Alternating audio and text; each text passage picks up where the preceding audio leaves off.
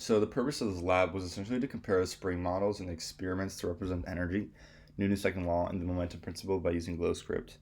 So the models and details of the experiment. On the left, we utilize Tracker to analyze the video given to us in the pre-lecture video, and we analyze the position versus time in regards to the x and the y components. Then we use this data and created a model in glow script, which can be seen on the right. And the blue path essentially represents the path that the ball took as this being oscillated. And then there is the red ball as well, and the blue ball, which represents the experiment and the model using the energy principle. So main fundamental physical principle and details was the velocity update Vf equals V initial plus F net over mass times delta T. The position update, which is Rf equals R initial plus velocity times delta T. Then we have Newton's second law, which force equals dp or dt, change in momentum. Then we have energy principle, and then we have momentum principle. Assumption: no outside forces, no drag, closed system. Values given by pre-lecture videos are correct.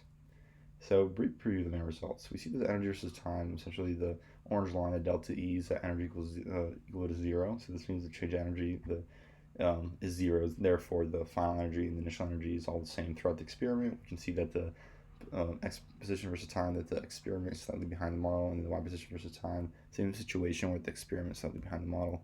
System is the ball and the spring, which is obvious, and the surroundings is everything else, like the floor, the air, the wall, whatever. Initial conditions: velocity equals 0, time equals 0, and where spring is connected, that is where the structure is at the origin. So coding details explained in a clear, logical manner. We have the ball mass which was given to us, the ball position, the initial position at time equals 0, which was the data that we found in the tracker. After that we were given values such as the k value and the relaxed length, and we are given the g value, which is just, constant. And then we had to update the L value, which is the ball position minus spring position, and then L hat, which is the unit vector, so divided by the magnitude. And then we have the energies: kinetic energy, potential energy, spring energy, and then energy total. And over here, as it iterated over while t was less than 5.5, we redefined the energies.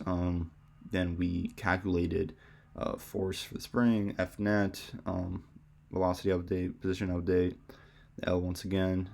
Since over the iteration, it will be changing as the spring oscillates, so you have to recalculate these values, and then you recalculate the energy values, and then we calculate the change of these energy values.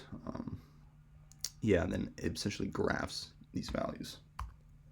So similarities and differences. So overall, models are pretty similar. X position versus time, we see that the experiment is slightly behind the model, and same thing with the y position versus time, that the experiment is slightly behind the model. But besides that, I would say the model and the experiment were pretty similar. Potential sources vary, plotting the points in the tracker, plotting the scale, and in rounding.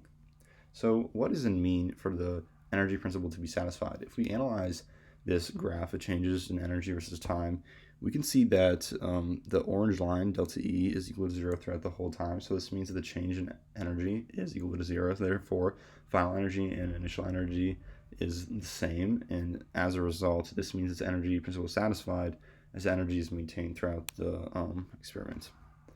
So what does it mean? Using the data you obtain in Tracker, make two separate estimates of oscillation periods. So in terms of x position versus time, if we analyze the blue model, over here it is roughly 0.8, and over here, the next peak, it is roughly 2.6. So essentially, if we subtract these values,